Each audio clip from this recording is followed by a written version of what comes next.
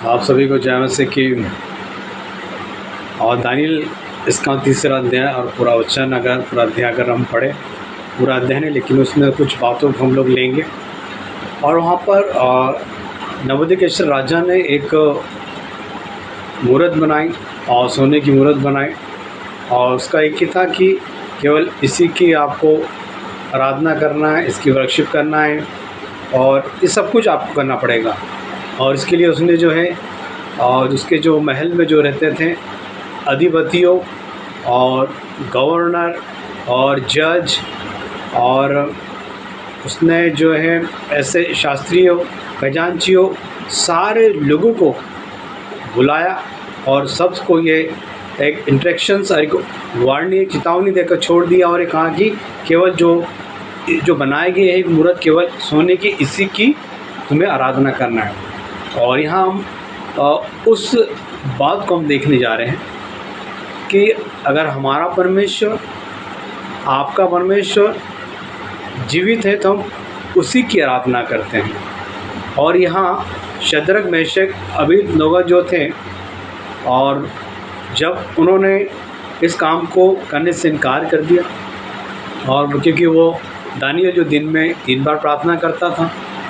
और जब ये बात राजा के पास पहुंची, उसने आज्ञा दी थी और कि उन्हें जो है आग की भट्टी में डाल दिया जाए, और उसको और भट्टी को और जो तेज की जाए, और उनको तीनों को उस भट्टी में डाल दिया गया। और जब वो भट्टी में उनको जब डाल दिया गया तो उसने ये देखा अपनी आँखों से कि वहाँ पर एक ऐसा व्यक्ति दिखाई दे रहा है जिसका स्वरूप जो है ईश्वर के पुत्र के सदृश्य जैसा वहाँ पर दिखाई दे रहा है। और जब उन्होंने जब देखा कि सचमुच उस राजा ने, नबूकदनेस्सर राजा ने देखा कि ना तो इनके कपड़े जले और ना ही इनका शरीर जला, ना इनकी त्वचा, इनके शरीर और त्वचा जैसी की वैसी है, ना उनके बाल झुलसे, उन्हें कुछ भी नहीं हुआ, क्योंकि जैसा उनको डाला था वैसे ही वो बाहर निकले।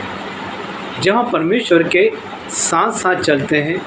तो परमेश्वर हमें विपत्तियों से, हानियों से हमें बाहर निकालता है। वो हमारी सुरक्षा का कवच हमारा परमेश्वर है। और उसके बाद अगर उसी अध्याय में सबसे लास्ट वाले इसमें लिखा है कि वहाँ रहकर उनका जो पद जो था, उस राजा ने जो है उनको पद को और ऊंचाई पर उनको उठाया। हाँ मेरे प्रिय, जब हम परमेश्वर के साथ में चलते हैं और जैसे हम साथ में चलते रहते हैं, परमेश्वर हानियों से भी हमें बचाता है, और हमारे लेवल को जो है वो ऊंचाइयों पर भी, लोगों के बीच में हमें ऊंचाई पर, वो सबसे ऊंचे पर वो हमें रखता है। क्योंकि परमेश्वर अगर ऊंचाई स्वर्ग में अगर रहता है, वो अपनी संतान को वो ऊंचाई पर लेके जाने वाला परमेश्वर है। परमेश्वर आप सभी को बोलता है कि आशीष दे।